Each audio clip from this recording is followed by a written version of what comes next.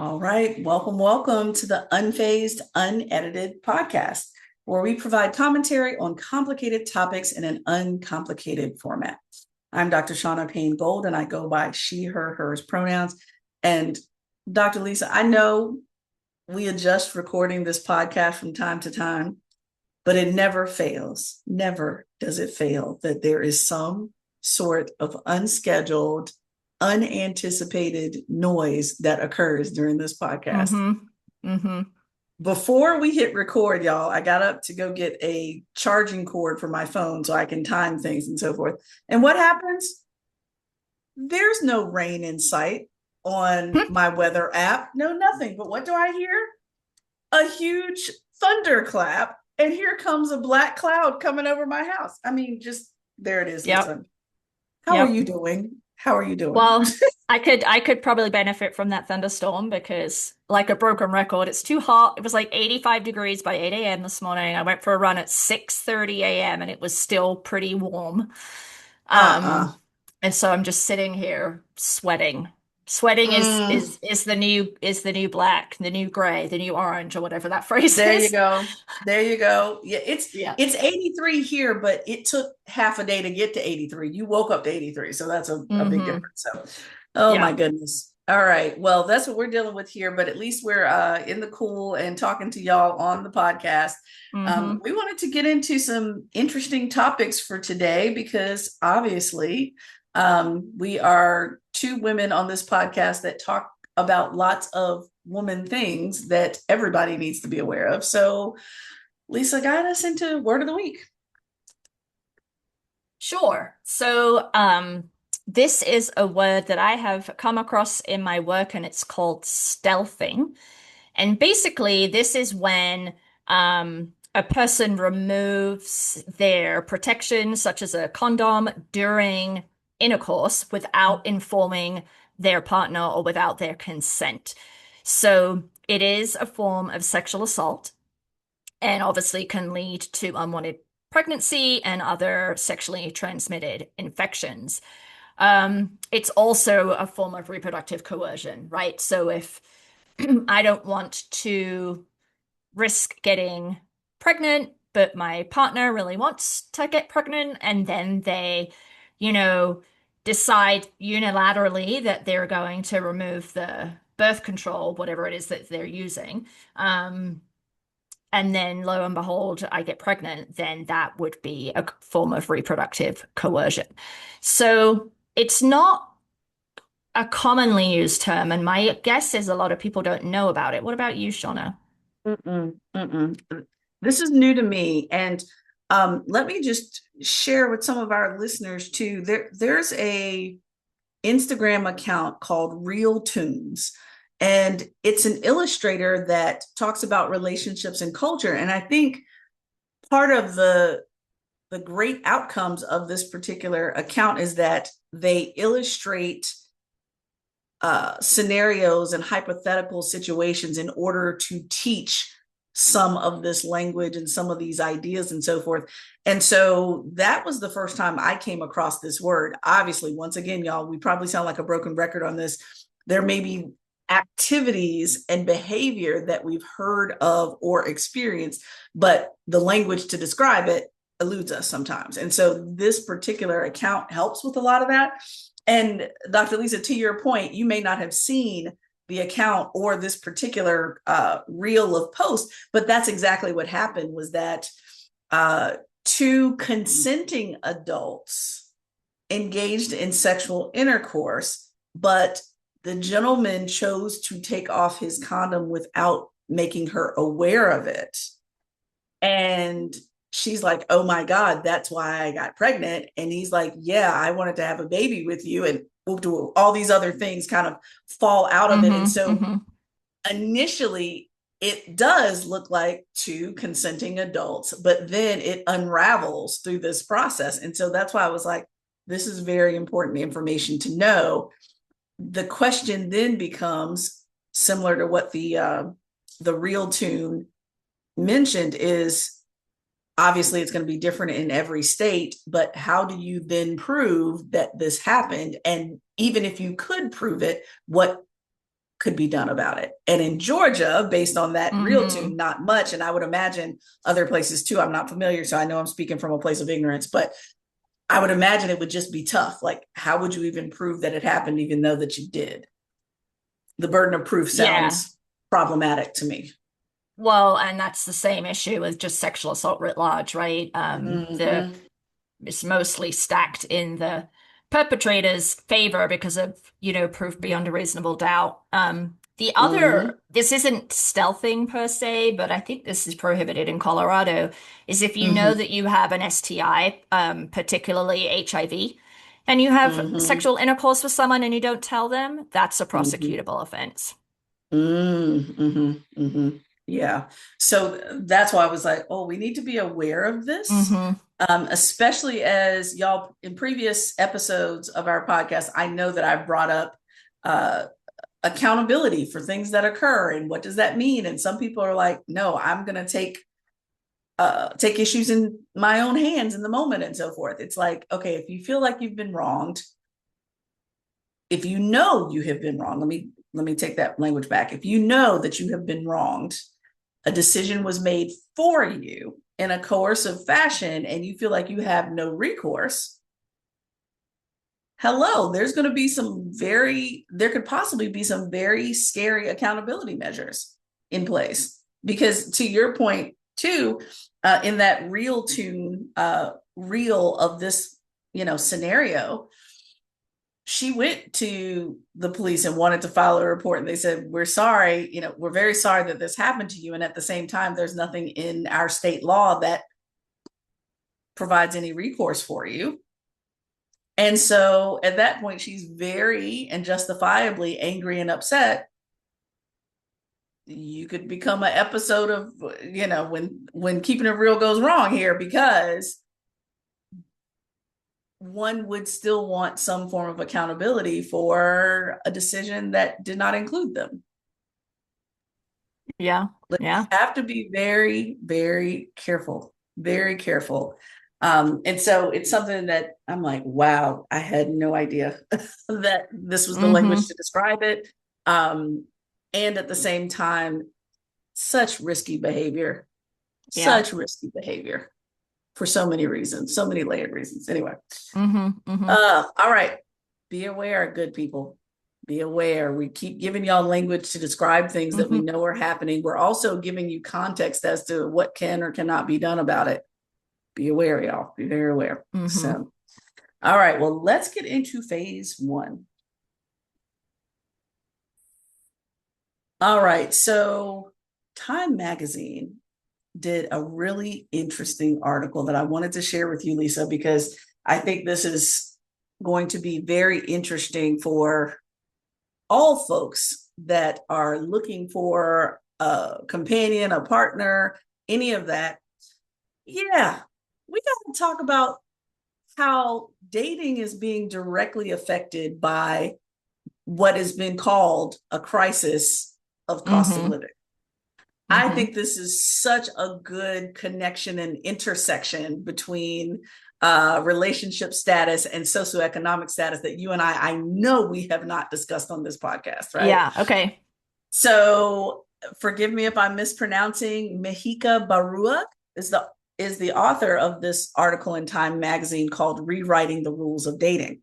So let me tell you what's going on. Y'all probably already know what's going on. Anybody that's in the dating scene probably knows, but may not have put two and two together here. We're going to put it Right. together for you. Right. In this particular context, we are recording in 2026. All right. So hopefully we're in the Library of Congress somewhere and somebody's referring back to what was going on in 2026. All right. So we're in a cost of living crisis right now, which means that people are in unique situations that people would consider when dating each other. So, for example, folks that are living with their parents right now or living with a roommate because the current cost of living just doesn't allow for them to be able to afford their own space. Um, there was a quote in this particular article that said, quote, "The only people I know who can afford to live by themselves are people who inherited money or property," unquote. In major cities, the cost of living turns dating into specifically a class issue, Lisa. So half of working age New Yorkers, for example, are struggling to cover their basic needs. So these challenges inevitably impact when, who, and how they date in particular. And then let's throw social media on top of all of that.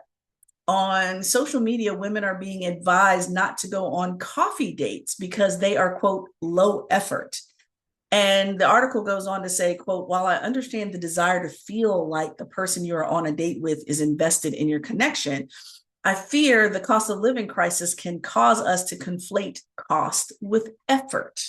Interesting. Interesting. Mm. So it says, here's a data point for us, Lisa. The average date cost Americans $189, according to the BMO Real Financial Progress Index for 2026. Nearly 3 in 4 men, about 71%, said they expect to pay for everything on a date early on in a relationship. Among women, interesting, 52% said they expect to split the bill. According to another survey by Intuit, 51% of Americans are going on fewer dates due to today's economy, and Gen Z is hit the hardest. And so at this point now, Lisa, you got people that are reconsidering, or at least being encouraged to reconsider what dating standards are at the moment. Because look, we're talking about the men's loneliness pandemic and all these other things. Everybody's going to be lonely if we stick with some of these very inappropriate standards for dating. Now, Lisa, I'm waiting to hear your opinion on this, because I think some of these dating standards would be inappropriate in any setting, but that's just me personally. But I want to hear, how does this land on you? Because this is a new intersection of identities we haven't discussed before. Yeah, this is fascinating, actually. I'm really curious about the average date cost for Americans being $189. That means that that's the average, right? So there are a bunch of prices above that, and Say 189 yes. feels very high for Mm-hmm. the cost of a date, right? Um, Mm-hmm. but and then the coffee thing is so interesting. So if I were to go on a date and we decided to go to coffee, the risk is that the other person would attribute that coffee date as low effort or low interest, Mm-hmm. Mm-hmm. even though a coffee date would be substantially cheaper.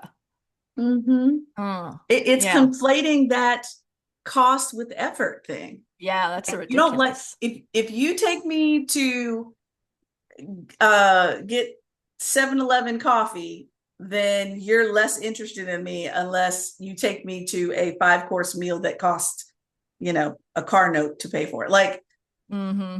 I know that logic does not land with either one of us. I knew that before we even had this conversation. But Yeah, yeah. once they put a number with it, I was like, hold up, wait a minute. That's a lot of money. I It's a lot also of find this 3 in 4 men, 71%, expect still in 2026, expect to pay for everything on a date early on. I mean, it's like that's archaic, right? I mean, that is a relic from time when women were forced to be in the home and not working and men worked, and so women didn't have the same financial capacity. But that's not true anymore. That's yeah. wild to me. Well, so let's pair this together, Lisa, because we do have some antiquated realities and we have some realities here. Mm, So the antiquated piece of it is, men pick up the bill, 100% of the bill, and that's it. And language around the potential to be a provider if there ends up being a longer term relationship. hmm. Yeah, I get that part. And then we got the other part of the reality that if you're an employed man and employed woman, it is highly likely that the man makes more than her anyway. So what's True. fair, right? And so I'm trying to put both of those data points together at the same time. Yeah, I mean, fair would be proportionality, right? There you So go. Yeah, yeah, if yeah. if Yeah. I earn $40,000 and this person earns $60,000 and the bill is $100, then they pay $60, I pay $40, right? But who's going to do Mm-hmm. that math on a date? Mm-hmm. I Mm-hmm. just Mm-hmm. think it makes me uncomfortable when a guy wants to pay. Um, Mm-hmm. like the presumption in that, like that's meaningful or kind. It doesn't feel that way to me. I would be in that Mm-hmm. 52% of women that say that the expectation would be to split the bill. Like outside of Mm-hmm. what you just said around incomes, that feels the most egalitarian, you know? Mm-hmm. And Mm-hmm. also with all of the issues with the cost of living. Like it's better to split the bill and, defray the cost across two people. Mm-hmm. Mm-hmm. Yeah. Well, and what I realize is most of the circles that I'm in are not egalitarian thinkers. They're Mm. not. I could be making $100,000 a year, and the gentleman could be making $40,000 a year. And from the circles that I am friends and family with, they would still look at him expecting him to pay the entirety of the bill That's due to ridiculous. gender roles. I'm not saying I agree with that. I'm just saying these are the expectations that I hear and process on a regular basis. I'm like, that's probably not going to work. I'm just letting you know that may be nice and kind in the moment, but is it really nice and kind? Not to him who just spent, you know, a week of groceries and a couple weeks Mm-hmm. of gas to take me to one meal. Yeah. Interesting. Um, but at the same time, Lisa, we're what's that phrase? Moving chairs around on the Titanic. Like overall, I don't care what it is, and I don't care how much we make. I'm like $185 for an average date. I mean, really? That's a lot no matter how much anybody is making. That's Yeah, what's and then fascinating to me. yeah, it's so like who are the people that were surveyed? Because I know There you again, go. average, right? So it's middle. There you So go. there's lower and Exactly. higher, but it just makes me think what was the economic position of the people that was surveyed? Mm-hmm. Because 180 something on a date, you're right, that is at least a week's groceries, if not, um, a like a lot of money. It's a lot of money. That's a lot of money. Absolutely. That's a lot. Well, and let me be clear, Lisa, you know this, but the listeners may not know this.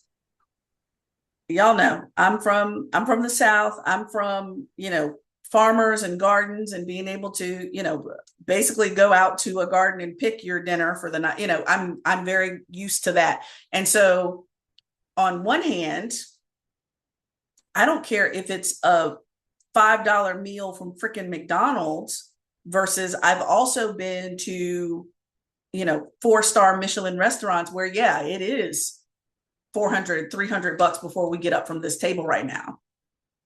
So this is not to say that I have not been exposed to a little bit of all of it. I'm just simply saying that on average, it would be rare for me to assume that we're going somewhere, including all the things, including drinks, appetizers, food, everything else. I know food is expensive, but that for two people, just in general, that's a lot of money. So then put that in the Yeah. context of the cost of living of everything going up, the cost Hmm. of maybe I'm making less than I usually am, or the person that you're dating is making less than they usually make, and the expectation around $189. That's a freaking birthday, Kwanzaa, Christmas special occasion wrapped up into one Yeah, meal, yeah, yeah. right? Hmm. Um, for two people. Two people. Now, if we talk about three or more, okay, we're talking about a different thing. We're talking about a date with two people there. Hmm. Hmm. That's a lot of money. Now, I do think, with this, what really gets interesting, this is a debate that I've had with some of my girlfriends that have gone out on a date or what have you, is this has happened on dates, but this has also happened just on outings with girlfriends as well. Let's say, Lisa, that said person takes on some of the emotional labor and the invisible labor of coordinating some sort of dinner for you. I know you want something vegetarian, you want all these specific things that you want that they're willing to do for you. Hmm. and you get there and it's on average $60 a plate. Then we have yet another conversation. Are we going to be Yeah. egalitarian, knowing that this is a week's worth of groceries for any person? Or are we going to say, hey, well, you chose this spot. I'm grateful that you went through all that emotional labor, but because you chose this spot, I'm assuming that you can afford it. So are you paying for this meal or are we paying for this meal?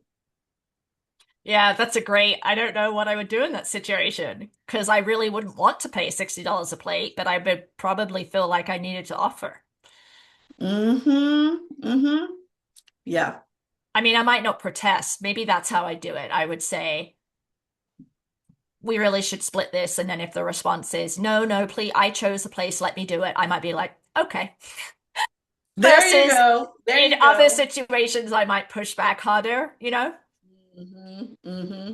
Yeah. Yeah. So even with that interaction, it's like, you know, I'm again thinking about the non-existent fairness of it all. Like, you know, the gentleman set this up, and not to sound ungrateful because I would not be ungrateful, but at the same time I'm like, I didn't choose $60 a plate. You chose Yeah. $60 a plate. I would have been good with $20 a plate, but here we are and I'm grateful. However, my wallet, the math is not mathing.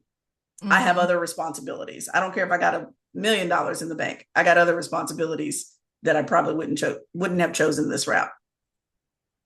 That's a legit Yeah. conversation. And so having those types of conversations early on, I'm like, shit, let's just go get coffee. Because I don't want to have that conversation earlier on, because you know what happens, Lisa, especially for us as women, we're then deemed difficult Yeah. because we Yeah. want to have that egalitarian conversation. Hmm. It's like, Yeah. oh dang, I can't even do anything nice for you because you want to da da da da. It's like, all right, big dog, if you want to pay $100 a plate, I'm just making sure that when I get there, I'm not being held responsible for something that I am accompanying you with. I did not choose. I mean, it gets very complex. Yeah, and I wonder how much that happens now, given that, so many young people are living with their parents still, or they're living in, Mm-hmm. with four roommates and they just don't have that same disposable income. Like, how big is the pressure on young men to do something like that? Like, I don't Mm-hmm. have a sense of that with this economic shift, right? I know there's pressure around masculinity and gender roles, Yeah. but Yeah. how heavy is that pressure right now, given that we are in, so many young people can't even find jobs, right? Mm-hmm. Mm-hmm. Yeah, absolutely. Well, and what I've been loving, Lisa, that was one of the other trends that because everybody on this podcast should know by now that I'm a foodie on a lot of different levels. I'm loving watching some of the folks that are doing like at home dinner parties where Yeah. if they have the space, they're cooking enough for multiple people so that it doesn't have to necessarily be a date or matchmaking, but they're finding creative ways to not give a restaurant, $189 Hmm. on average, and still being able to make connection with people Yeah. in order to be in relationship. Because kind of the undercurrent is, okay, well, if we don't make a certain amount of money, then we're just doomed to be isolated because we can't connect with other people. It's like, I'm not Right. buying into that either. Hmm. Yeah. I'm not buying into that. So anyway, I have no problem saying no to things that I cannot afford or adjusting to things that I can afford. But Hmm. again, I'm 48 years old and I have a certain level of confidence to say that when Yeah. someone in another station in life may not feel that confident to say that. Right. Right. Yeah. Yeah. So I've even said it with, and Lisa, you would probably get this completely around, you got a group of girlfriends that want to go have brunch or lunch or whatever at a certain place. No, that's not Yeah. within my budget.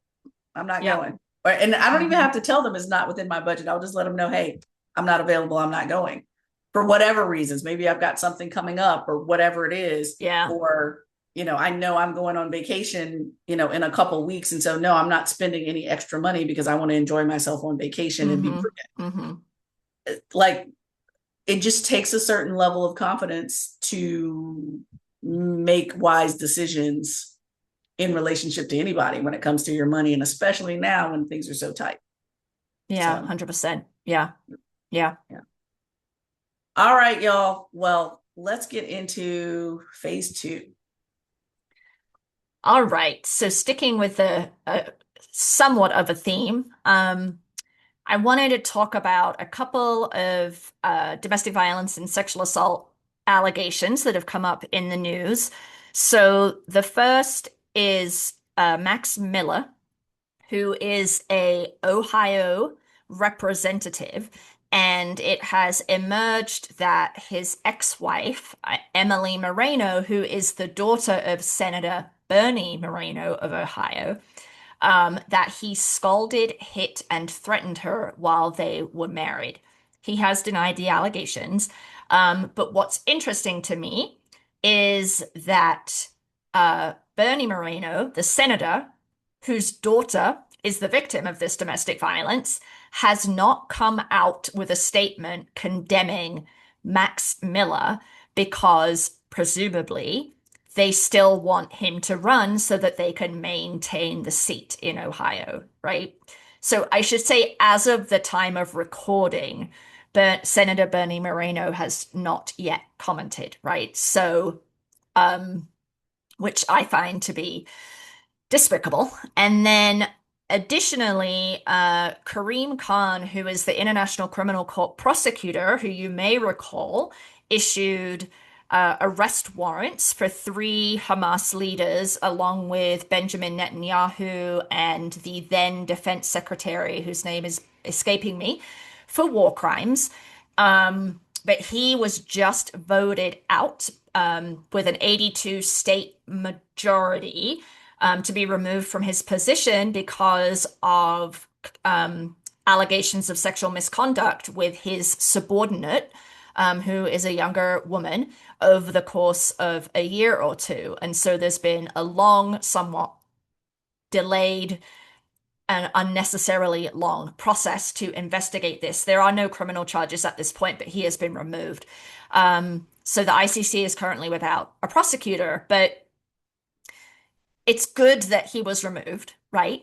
And then you also have Graham Plattner, who we've talked about before, right? He stepped down from the process of being the senator of Maine. They now have Troy Jackson instead. So there was a response and a decision, except in the Max Miller case. So Max Miller is still plugging along nicely, running for his seat again. So before I hand it over to you for thoughts, Shaunna, I just wanted to also mention there's a new poll out by Politico that asks voters if a candidate had these set of things in their background or currently, would you still vote for them, essentially? And so I'm going to quote here from the Politico piece. 72% of MAGA Trump voters say they would stick with a GOP candidate accused of domestic violence, more than 10 percentage points higher than the overall share of Trump 2024 voters. And then 39% of Harris voters say they'd stick with a Democrat accused of domestic violence. So far fewer Democrats, but still worryingly high at 39%. And so, I just feel like we've talked about violence against women repeatedly on this podcast. The other one in this poll was this one is specifically, I'm going to give you the MAGA Republican, accused of sexual assault. 66% of MAGA Republicans would still vote for that candidate, which probably is no surprise given we've got a commander in chief who's been credibly accused of sexual assault and found civilly liable for sexual abuse in the E. Jean Carroll case. So, what are your thoughts? Yeah. That last data point is interesting because it, as sick as this splitting of hairs is, in my opinion, the accused piece is interesting because some people see, especially when it comes to these types of DV issues, some people see accused as not yet guilty, and other people see accused as I think they did it and I don't want to take a chance by giving them my vote. So it's right. I feel like it's a splitting of the hairs with how anyone would approach accused in that language. That's one thing.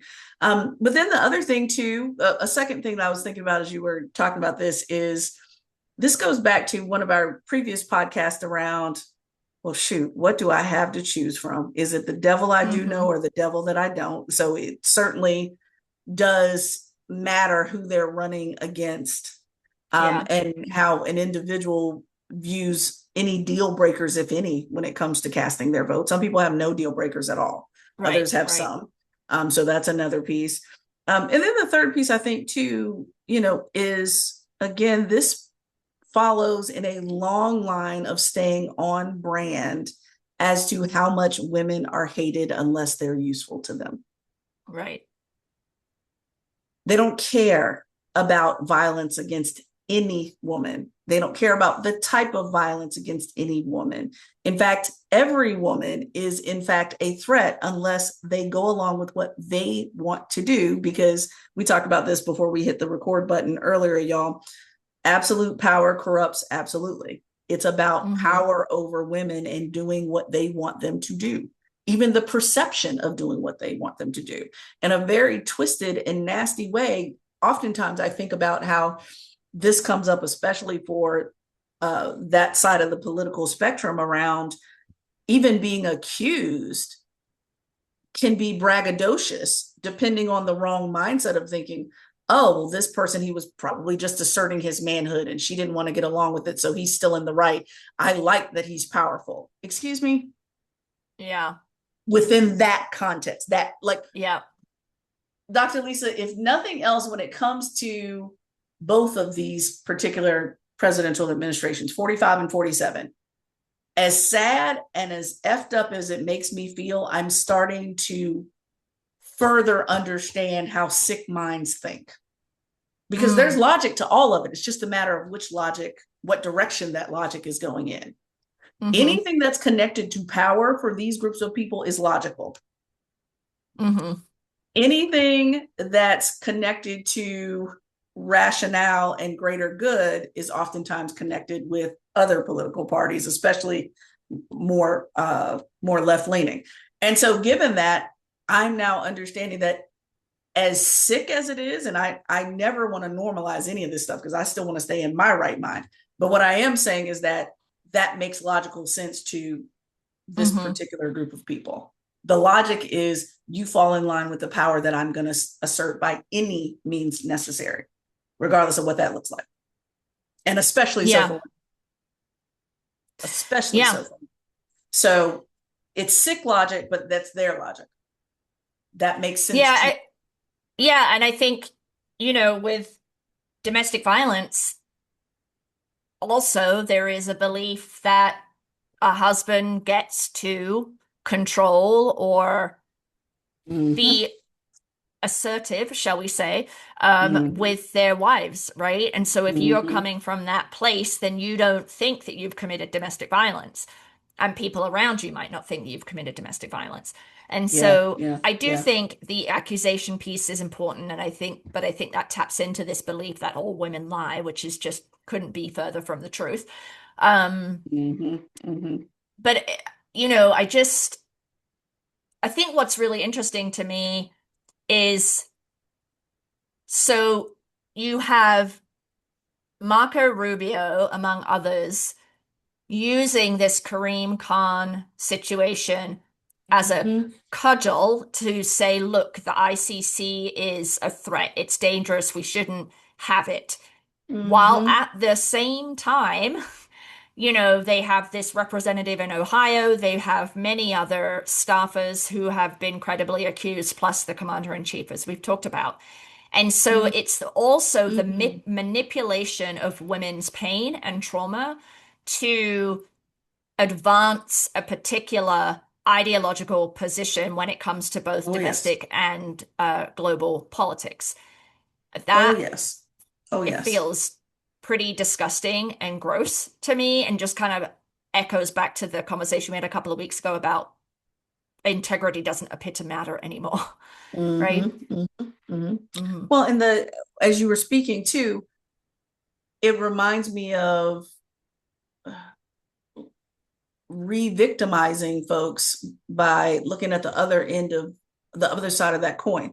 Whereas, you know, these individuals, especially the men, are, oh, they're being assertive, and shame on you women for saying no, even if you're married, Mm-hmm. especially if you're married, shame on Mm. you for saying no. Which I think that's a fascinating piece of this puzzle is, you know, who gets to be the hero and who gets to be the victim here. The women Right. are rarely the heroes of their own lives here. Yeah, and as you were talking, it just popped into my head with the Jeffrey Epstein piece, right? Because Todd Blanche, Yeah. as we talked about before, was going through Mm-hmm. hearings to become the permanent Attorney General. And he Mm-hmm. is the person that interviewed Ghislaine Maxwell Mm-hmm. about Donald Trump and his association with Jeffrey Epstein. And then lo and behold, a week or two later, she gets transferred to this like low security prison. Um, and so he was responsible for that and then had previously refused to meet with the survivors. So some of Mm-hmm. the senators on the Judiciary Committee requested that he do so. And I guess that meeting did happen. It was about 90 minutes. And in the meeting, he just basically said, there's no evidence for us to do anything. If you think there's evidence, go back to the FBI. So survivors left that meeting feeling further victimized, further dismissed, right? And so he has not yet been confirmed. But again, another example where there's a clear pattern of violence Mm-hmm. against women and girls, and yet there's still an active refusal to hold people accountable. Like no Mm-hmm. one has been prosecuted related to Jeffrey Epstein except Ghislaine Maxwell. Yeah, And here we go. And here we go again with the think through their sick logic. There's no reason to prosecute someone who we don't think did anything wrong. right. Because the law If also we doesn't don't, matter. Yeah. it doesn't matter. Exactly. So if I don't think this person or anybody in the Epstein files, if I approve of their behavior, then why would I look for a penalty for it? Right. I see nothing wrong with your behavior. So therefore there's no need. And that's where I'm trying to, as much as I'm not accepting that logic, I'm further understanding the logic. I'm not accepting it at all. I'm just simply saying that it's almost like, you know, no, of course, no one's looking for a solution because they don't see a problem to solve. Mm-hmm. That's not a problem to them. The problem is, women, y'all need to submit more. Women, y'all need to stop making us stink. We said what we said. We wanted to do what we wanted to do. We did what we did. And you need to see that as a normal course of your life, not a Mm-hmm. problem or a violation or dehumanizing in any way. So, women, you are the problem. If I can get y'all Yeah. to submit more, we'll be in a better place here. Yeah, That's their things would just logic. be better, right? Yeah. That's their Um, logic. and I also think there are people, voters, who say, yeah, I don't love that, but are so dug in a Yeah. partisan way that they quote unquote hold their nose and vote for the person anyway.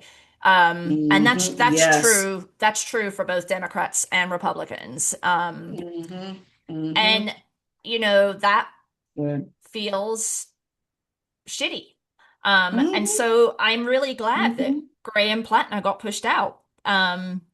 Because you wouldn't see that on the GOP side. We're not seeing it because this Max Miller guy is not getting pushed out, right?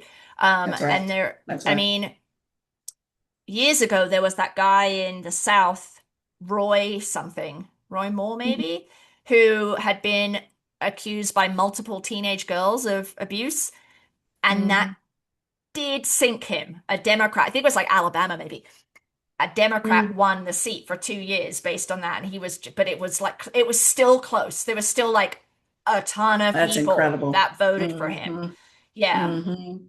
yeah, Oh, yeah, that's incredible. Well, and at the same time, I think what's going to be fascinating about that is, sadly, what's the standard is never the same, right? The standard is Mm-hmm. never the same.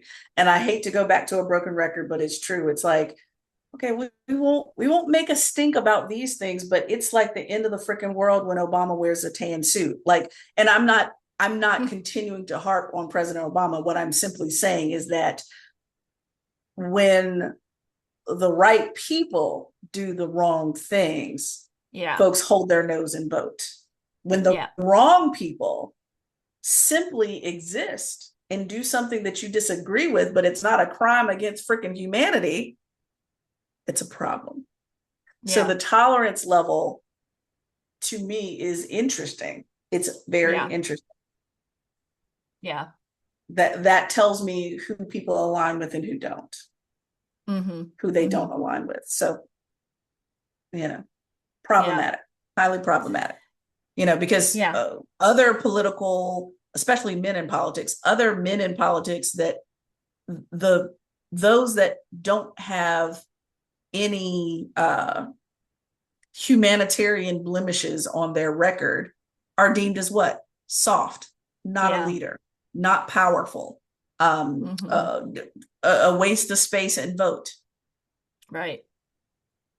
Really? Okay. We know what the standard is. This goes back to y'all wind back to some of the previous episodes that we've had speaking on empathy in particular and what it means to truly care about other human beings and how that has been vilified to the point of, who was it? Pete Hegseth saying that empathy is weakness. Yeah. Something like that. Sir, get out of here. But that's their standard. Yeah. So if I don't see you as a woman and someone does something to you that's inhumane, you're not a human anyway. So why would I look for a solution to that? Because that's not a problem to me. Yeah. You do what I want you to do as a woman. Mm-hmm. It's not a problem to them. Yeah. So, yeah. Which is why I'm Well, in full support of the loneliness pandemic, fellas. How about yeah. that? Y'all need to be lonely a little bit more. Be by Yeah. yourself. Figure it out. Figure it out. Yeah. Hmm. Yeah, I'm convinced I'm gonna be with like 10 of my girlfriends that pull our money together to buy like a homestead and just get away from life. That I'm Mm-hmm. convinced that it's gonna be like, Golden Girls times 3 Yeah. somewhere away from this. That Yeah. I'm sold on it. I'm sold on it. Awesome. All right, y'all. Well, this is another great episode of the Unfazed Unedited podcast. Please don't forget to share these topics with your people. This would be a good one, y'all. Ladies, y'all get yourself a glass of wine on a Friday night, listen to the podcast, and talk shit about these fellas, and then talk mess about politics. This would be almost like a book club, Lisa, like podcast club. Sit around and listen and talk about it. You can reach us on all of your social media and podcast apps at Unfazed Unedited with the brackets around the first un. You can email us at info@unfazedpodcast.com or just visit our website for all the stuff, unfazedpodcast.com. Old shows, new shows, everything is there. So if you liked this week's episode, then please subscribe, download, leave a review, share with your friends, your coworkers, or others in this phase of your life. So, Dr. Lisa, until next week. All right. See you next week.